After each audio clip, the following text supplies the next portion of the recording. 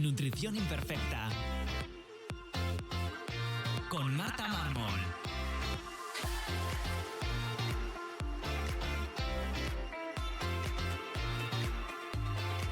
Bienvenidos a Nutrición Imperfecta, el podcast de Marta Mármol. Un lugar para aprender a cuidarte y a empezar a ver la nutrición como una aliada para recuperar tu salud y encontrarte mejor. Te recuerdo que puedes descargarte mi ebook gratuito Síntomas digestivos, la gran epidemia en martamarmol.com/ebook.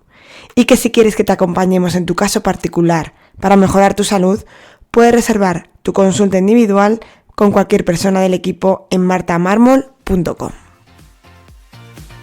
Con el inicio de este año, uno de mis propósitos es retomar el aprender idiomas, algo que por falta de tiempo he ido dejando y es algo que me encanta.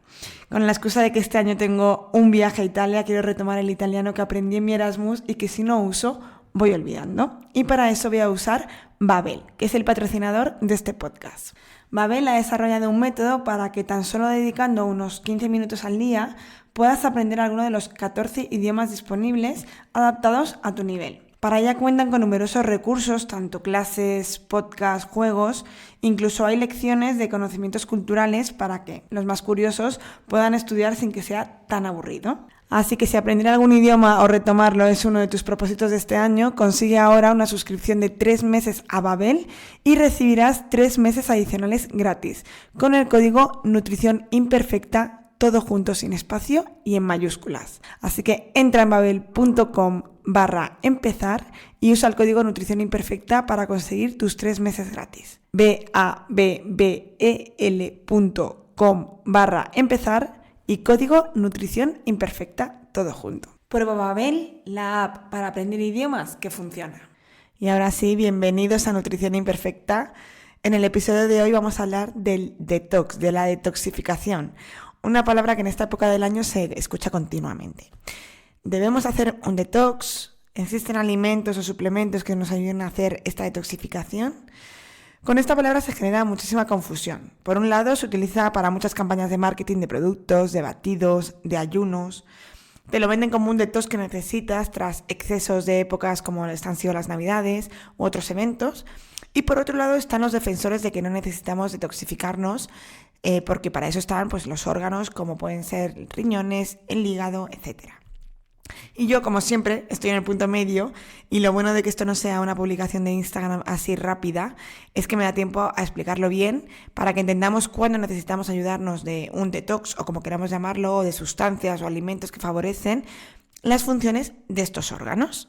Cuando hablamos de detoxificación nos referimos a un proceso fisiológico que hace el cuerpo, ¿vale? Que consiste en la eliminación o en neutralizar algunas sustancias tóxicas del cuerpo, ya sean externas, pues el típico tóxico con los que estamos continuamente en contacto, que esto hemos hablado muchas veces, ya sean tóxicos, pesticidas, metales, lo que sea, o sustancias internas, como son algunas hormonas, por ejemplo los estrógenos, que debemos eliminarlos, neutralizarlos y eliminarlos a través de estos procesos de detoxificación.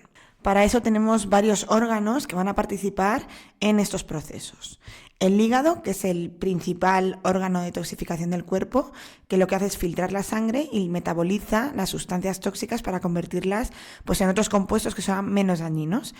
Aunque estamos acostumbrados a hablar sobre el hígado como que su función principal es esta de filtro, de ayudar a eliminar todas esas sustancias, no es su función principal, ya que es la de gluconeogénesis, que es la de generar glucosa pues en momentos en los que lo necesitamos. Pero el día a día, el consumo de sustancias, de estar expuestos a diferentes contaminantes, ha hecho que casi su principal función sea esta de filtrar y eliminar. Y por eso en muchas situaciones lo tenemos saturado. Otro órgano que participa en la detoxificación son los riñones, que filtran la sangre para eliminar los productos de desecho y las toxinas, ¿vale? Que la eliminan a través de la orina. Y también ayudan a mantener ese equilibrio químico del cuerpo al eliminar estas sustancias que no queremos. Los otros son los pulmones, que aunque parezca que no, la respiración es una eliminación continua de dióxido de carbono y de otras sustancias. Bueno, pues es tan fácil como ver que cuando se consume alcohol al día siguiente sigues oliendo alcohol a través del aliento y es porque estás eliminando estas sustancias a través de la respiración. Al igual que ocurre con la piel. que a menudo pues pensamos que no tiene tanta función, y la piel desempeña un papel fundamental en la eliminación de toxinas a través del sudor.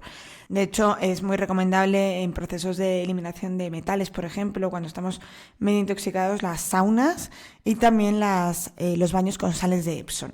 Y por supuesto, no podía faltar en mi podcast hablar de los intestinos, del sistema digestivo en general, que ayuda a la eliminación de toxinas a través de las heces. Como siempre os digo, al final el mejor detox es ir al baño continuamente, ya que, continuamente, ir todos los días de forma frecuente y bien, ya que mantener las heces en el intestino mucho tiempo hace que estas toxinas se reabsorban. Por tanto, tener un tránsito intestinal bien es el mejor detox. El estreñimiento no es solo un problema de no evacuar, de lo incómodo que es, sino, como os digo, de mantener esas toxinas en el intestino y en circulación. Si quieres saber más sobre esto, te recuerdo que tengo un ebook disponible en mi web llamado Caga con Salud, en el que te explico todos los motivos y causas que pueden estar detrás del estreñimiento, que no solo es la falta de fibra, como siempre nos han hecho creer y nos han dicho.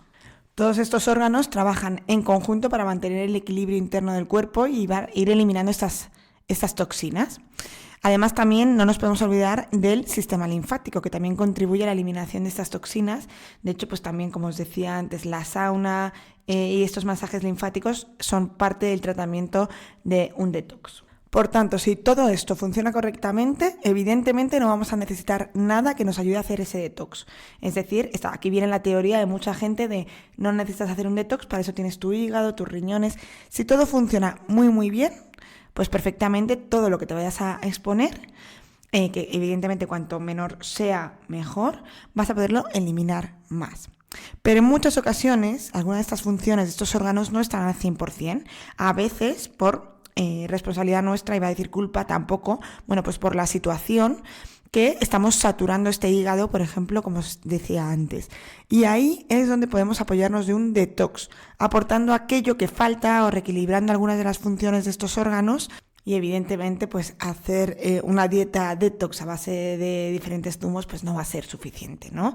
Y aquí es donde viene el marketing y donde nos lo intentan colar continuamente. Voy a centrarme en el hígado y en sus funciones de detox, que se ven alteradas en muchas de las patologías que yo trato en consulta, tanto en pacientes con problemas intestinales, que se generan muchas toxinas y se van al hígado y el hígado se va saturando, o en problemas hormonales, como pueden ser dismenorrea o endometriosis, donde la eliminación de hormonas como los estrógenos no se realizan correctamente y derivan en diferentes síntomas como puede ser el dolor. La detoxificación hepática se divide en dos fases, conocidas como fase 1 y fase 2. No se han complicado para nada, de hecho esto facilita mucho el entenderlo. Durante la fase 1 lo que va a ocurrir es que las enzimas, sobre todo las del citocromo P450, que es súper habitual, actúan sobre las sustancias tóxicas que queremos eliminar. Y aquí es donde ocurren procesos diferentes, ¿no? De oxidación, de reducción, de hidrólisis. Lo que ocurre en esta primera fase es que estas sustancias, las que queremos eliminar, las hacemos un poquito más solubles para que se facilite la excreción después en la fase 2. El resultado de esta fase 1, aunque en muchos casos las sustancias son menos tóxicas que de las que partíamos, de las originales, en algunos casos pueden convertirse en metabolitos intermedios que son más reactivos y que a veces producen más daños. Estos metabolitos intermedios deben ser rápidamente procesados en la fase 2 para neutralizarlos y eliminarlos. Y esto es en donde ocurre muchas veces el problema, que la fase 1 ocurre bien, pero esos metabolitos intermedios se quedan ahí haciendo su función y hay que eliminarlos rápidamente, y para eso tenemos que asegurarnos de que esa fase 2 del hígado que vamos a ver ahora funcione correctamente. Esto es uno de los problemas que ocurre, por ejemplo, en la eliminación de estrógenos, que los metabolitos intermedios generados en la fase 1 son mucho más potentes que los iniciales, y por tanto o funciona bien la fase 2 o vamos a notar mucho más los síntomas. Y pasamos a la fase 2, donde la función es coger esos metabolitos que se han producido en la fase 1 y conjugarlos, es decir, unirlos a otras sustancias. Dependiendo el tipo a la sustancia a la que se unan, la reacción es distinta. Se pueden unir a aminoácidos, a glucosa, a grupos sulfatos. Todo este proceso de unión, de conjugación, hace que las sustancias sean más solubles y que por lo tanto se puedan eliminar mejor. ¿Vale? Entonces, los principales procesos que hay en la fase 2 son glucuronización, sulfatación, acetilación, metilación, glutatión, conjugación. Es decir, como os he dicho, se llaman dependiendo de la sustancia que se les vaya a unir. Cada uno de estos procesos utiliza pues, estos diferentes compuestos para, primero, neutralizarlos, es decir, hacerlos menos tóxicos y hacerlos más excretables, más solubles para eliminarlos. Una vez unidos, pues estos productos se eliminan fuera del hígado y se eliminan a través de la bilis, de la orina o incluso de la sangre. Dentro de estas reacciones de fase 2 voy a explayarme un poquito más en profundidad sobre algunas de ellas, como son la sulfatación, la metilación y la glucuronización, porque son las que más veo en consulta o son las que más podemos intuir que están fallando o incluso las que más se saturan. Vamos a empezar con la sulfatación, que es un proceso en el que se conjugan grupos sulfatos. Algunos de los síntomas más frecuentes relacionados con problemas de sulfatación son sensibilidad a químicos y a olores, pues estas personas que cualquier sustancia química, ya sea pues un ambientador, el humo del tabaco, productos químicos, les molestan bastante, incluso les dan dolores de cabeza, etc. Esto es muy importante saberlo porque parece que es una exageración y a muchas personas les pasa. Por eso es importante pues, que cuando vayamos al médico, a consultas, a sitios, pues que no nos embadurnemos en colonia, porque pues hay mucha gente que es sensible, ¿no? O que cuando alguien nos lo diga, que pensemos que esto parece muy exagerado si no nos pasa, pero realmente es algo muy molesto. Otro de los síntomas de los que ya he hablado muchas veces es que necesitamos sulfatar la mucosa, se necesitan sulfatar para generar colecistoquinina, que por ejemplo es una enzima digestiva, también la gastrina, también se necesita sulfatar la bilis, por lo tanto muchos problemas digestivos pueden venir de una mala sulfatación. También lo podemos notar en problemas en la piel, como dermatitis, también problemas en el sistema inmunológico. Y una cosa que relaciono yo mucho es con problemas articulares y musculares, ya que las articulaciones necesitan sulfatarse también. Es una de las cosas que siempre pregunto en consulta, cuando además estoy tratando mucosas a nivel digestivo, porque que también haya problemas en articulaciones o dolor, también nos puede indicar un método de actuación también por ahí, aportando todos los grupos necesarios y todas las funciones para que la sulfatación hepática ocurra correctamente. ¿Qué se necesita para que esta sulfatación ocurra bien? Pues por lo menos mínimo grupos sulfatos, ¿no? Que los vamos a obtener a partir de algunos nutrientes de aminoácidos azufrados, como es la cisteína, la metionina, presentes en algunos alimentos que luego veremos. También vamos a necesitar vitaminas del grupo B, sobre todo B6, pero también B2, muy importantes en la sulfatación. Algunos minerales, como el magnesio, que ya sabéis que se utiliza en muchísimas reacciones y por eso se manda mucho, como el magnesio, también el zinc, son necesarios para que estas reacciones de grupos sulfitos a sulfatos se produzcan. ¿Qué alimentos son ricos en grupos sulfatos? Pues sobre todo algunos alimentos como pueden ser el ajo, la cebolla, el brócoli, la col, incluso los huevos son bastante ricos en azufre, los lácteos, la carne roja. También es importante que todo esto lo tengamos en cuenta y que tengamos una microbiota intestinal bien, porque si tenemos una microbiota en la que se reducen mucho los grupos sulfatos, puede ocurrir este SIBO o LIBO de azufre, en el que tanto las heces como sobre todo los gases huelen mucho a huevo podrido, a bomba fétida, y es porque se están reduciendo mucho estos grupos sulfatos. En ese caso, pues hay que favorecer la sulfatación, pero hay que reducir el consumo de estos alimentos ricos en azufre. Pasemos a la segunda reacción de fase 2 que vamos a ver, que es la metilación. La metilación es un proceso químico que afecta a un montón de funciones esenciales, ¿vale? No solo a nivel hepático de detoxificación, sino que también el control de la expresión de los genes, la síntesis de algunos neurotransmisores, también la producción de energía, es decir, no solo vamos a notarlo a nivel de esa intoxicación que podemos notar a otros niveles, sino también que se van a ver afectados otros muchos procesos. Cuando la metilación no se está llevando a cabo correctamente, podemos notar síntomas de histaminosis, ese aumento de histamina, que porque necesitamos metilarla para poderla eliminar, es una de esas sustancias endógenas que necesitamos eliminar correctamente. Entonces, cuando se acumula, pues aparecen estos síntomas de histaminosis. Tenéis 2 episodios sobre histaminosis, pero bueno, los típicos síntomas de un poco de alergia, ¿no? Picor en la piel, contracturas en la espalda, rinitis, etc. También hay una mala tolerancia al estrés, típica persona muy metódica que no le pueden cambiar los planes a última hora. Esto es algo que pregunto en consulta y parece que no tiene nada que ver con nuestro metabolismo hepático. Pues sí, porque la metilación es una de las maneras que tenemos de eliminar la dopamina. Por lo tanto, una persona que metile lento, esta dopamina va a estar ahí mantenida en el tiempo y por lo tanto va a ser una persona que necesite tener todo muy cuadriculado, muy metódica, y en cambio gente que metile muy rápido, esa dopamina es muy fugaz, muy rápido y necesita pues esa adrenalina continua de tenerlo todo muy, de no programar nada, ¿no? También se puede ver pues en ansiedad, en fobias, que el café siente mal, que te altere mucho, puede decir que no estamos metabolizando bien este café por la metilación. Por supuesto, dolor menstrual o síndrome premenstrual muy marcado, como os decía antes, ya que no estamos metilando bien y por lo tanto no estamos eliminando bien esos estrógenos, o esa fase 1 se quedan ahí los metabolitos secundarios. También se relaciona con dolores de cabeza, con migrañas, el perfeccionismo que os decía antes, también muy metódicos. También podemos intuir que esta metilación no está ocurriendo bien a nivel analítico cuando niveles de homocisteína en sangre son superiores a 10, 11, 12, ¿vale? Cuando ya nos encontramos un poquito más altos, ya que para este ciclo en el que la homocisteína se recicla, necesitamos grupos metilo. Si esta metilación no está ocurriendo correctamente, la homocisteína se va a ir acumulando y esto nos indica varias cosas.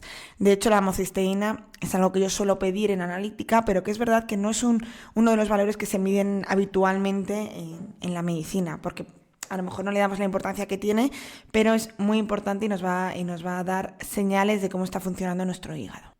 Hay un porcentaje de población bastante elevado que tiene un polimorfismo genético que hace que esta reacción de metilación la hagan lenta. Cuidado, que no quiere decir que no la hagan, sino que la hacen despacio. Aunque es verdad que muchas personas no realizan bien esta reacción simplemente porque no tengan los nutrientes necesarios o porque esté saturada, como hemos dicho antes. Pero es muy importante saber que hay gente con variedad genética que no va a metilar bien. ¿Y esto por qué digo que es muy importante? Porque cuando suplementamos a una mujer que quiere quedarse embarazada con ácido fólico, necesitamos hacerlo con metilfolato, es decir, que este ácido fólico ya esté metilado, porque no sabemos si esta persona metila adecuadamente o no. Y como sabemos que el déficit de ácido fólico es una pieza clave en que se desarrollan problemas en el embarazo, necesitamos aportar esa forma activa y asegurarnos de que esta mujer metile bien o no, tenga esa cantidad de ácido fólico activo disponible. ¿Y esto por qué lo digo? Porque actualmente seguimos aportando pues este suplemento de ácido fólico sin estar metilado, es decir, que no es metilfolato. El típico Acfol, Yodocefol que se le dan a las mujeres que están preparando un embarazo o incluso embarazadas, no es la forma activa. Entonces es muy importante que si eres mujer y te quieres quedar embarazada, que sea ácido fólico activo. Porque te puedes hacer una prueba genética, pero me parece absurdo pudiendo aportar esta forma ya activa. De hecho, en otros países esto se aplica porque ya están actualizados y los medicamentos son ácido fólico activo. En cambio, en España seguimos sin darlo así porque las guías no se actualizan a pesar de toda la información que hay ya y pues son más baratos. Es así. Y es así, por desgracia. La mayoría de los suplementos que se compran de estos multivitamínicos para el embarazo vienen ya con el ácido fólico activo. De todas formas, si tienes mucha curiosidad sobre si tu problema está en el gen de esta metilación, puedes hacerte una analítica. Se puede medir yo lo uso en Teletest, con el código MMARMOL, las dos M's en mayúscula, que tenéis un descuento. Ahí se puede medir, ¿no? Si es algo muy curioso o si es algo que de verdad está limitando, pues se puede medir si tenemos el tipo de gen un poquito más lento. Pero aún así, como os decía, puede ser que no estemos metilando bien porque no tenemos los nutrientes necesarios. Y necesitamos una serie de nutrientes que son claves. Ya sea vitamina B9, que es este ácido fólico, vitamina B12, B2, B6, colina, magnesio, metionina, inositol. Y como no sabemos si vamos a tener este polimorfismo genético, es mejor suplementar la forma activa, es decir, metilada de todos estos nutrientes. Para esto hay diferentes suplementos que son vitaminas B metiladas que tenéis, un montón de laboratorios. B-Levels tiene uno que se llama B-Complex, que también tenéis un código de descuento. Es que no quiero deciros aquí toda la promoción de códigos, pero bueno, si vais a comprar algún En laboratorio pues, me podéis preguntar si tengo código y yo os lo facilito. Y por último vamos a ver la glucuronización, que es otra reacción hepática de fase 2. Sabéis que hay más, pero voy a centrarme solo en estas tres, en el que lo que se hace es unir una molécula de ácido glucurónico para que se forme un compuesto que sea más soluble y más fácil de excretar. A través de esta reacción eliminamos tanto fármacos como toxinas, también algunos productos de desecho del propio cuerpo, como pueden ser los ácidos biliares, las hormonas tiroideas, algunas vitaminas, el cortisol, muy importante, porque si no lo eliminamos bien y se mantenemos niveles altos de cortisol, también ácidos grasos, bueno, un montón de cosas, ¿no? Y algunos medicamentos, como os decía antes, muy típicos, como puede ser el paracetamol, el naproxeno o incluso la sertralina. También es muy útil para la regulación hormonal, ya que aparte de la metilación, los estrógenos, las hormonas sexuales en general, andrógenos, los progestágenos, también se eliminan a través de la glucuronización.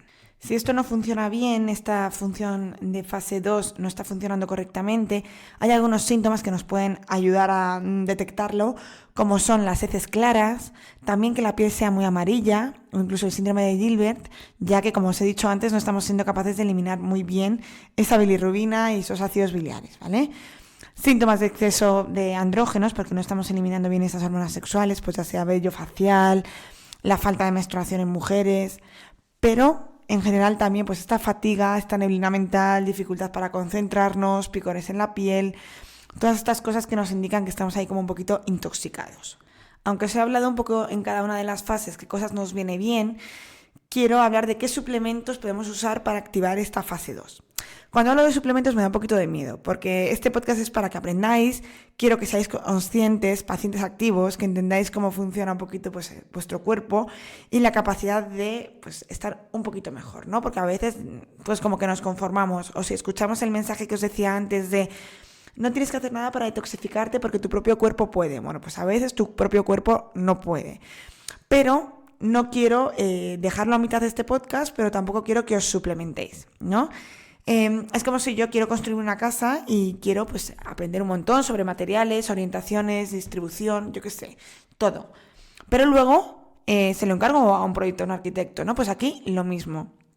Está muy bien que aprendáis sobre vuestra salud, que aprendáis qué queréis hacer, alternativas, opciones, pero que luego le dejéis el proyecto de vuestra salud a alguien que decida correctamente con más conocimiento, ¿vale? Pero aún así, pues por no dejar este podcast a medias, que a mí me gusta dar mucha información, os voy a hablar de algún suplemento, pero por favor no lo hagáis por vuestra propia cuenta porque ningún suplemento, por muy natural que sea, es inocuo, ¿vale?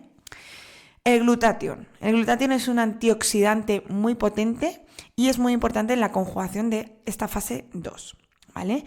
Existen suplementos de glutatión o se puede consumir en algunos alimentos, ¿vale? Como los aminoácidos ricos en cisteína, en N-acetilcisteína, en NAC, ¿vale? Que es un precursor de la cisteína y es fundamental en la síntesis del glutatión. Por supuesto, otro suplemento del que os he hablado antes son las vitaminas B metiladas, que van a aportar esos grupos metilo para que la metilación ocurra correctamente. De la misma manera podemos hacer un suplemento de SAMe, que es un compuesto de metionina y se utiliza sobre todo para la metilación, ¿vale? Es un donador de grupos metilo muy potente. Luego también podemos utilizar otros antioxidantes como puede ser el ácido alfa-lipoico, y el sulforafano, que para mí es casi de mis favoritos. Es un compuesto que se encuentra en las crucíferas, pues como el brócoli, la col, la coliflor, y actúa activando todas las reacciones de fase 2. Así que es muy útil porque cuando no sabemos qué fase está fallando en fase 2 o creemos que están fallando la sulfatación, la metilación, cualquiera, podemos dar sulforafano, ya sea suplementado o a través del consumo de brócoli, también de germinados para ir cambiando, de mostaza, de col, de coles de Bruselas, de rábanos. Hay muchísimas cosas que podemos ir cambiando cada día para aportar esta dosis de antioxidante tan potente. Es importante saber que la cocción puede hacer que afecte a la cantidad de sulforafano que tienen los alimentos y por lo tanto yo suelo recomendar pues algún brote de brócoli, de rábanos, de mostaza, que además ahora se encuentran muy fácil en los supermercados y se puede añadir pues a una crema de verduras, a una tostada por encima, a tus huevos revueltos, a lo que quieras, ¿vale? Y a tus ensaladas, por ejemplo.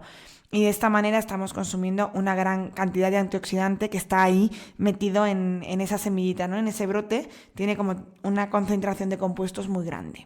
Y con todo esto creo que queda claro que no es necesario que hagas una dieta detox, no es necesario que hagas ayunos prolongados, no es necesario que tomes batidos detox ni productos milagro detox, pero sí que es importante que atendamos a cómo está funcionando nuestros órganos, no solo el hígado en el que me he centrado hoy, sino también nuestros pulmones, nuestra piel, nuestros riñones, y seamos conscientes de si tenemos síntomas de a lo mejor estar un poquito intoxicados, que suena fatal la palabra, pero al final no deja de ser que no estemos eliminando bien aquellas sustancias, tanto que producimos como que estamos en contacto con ellas.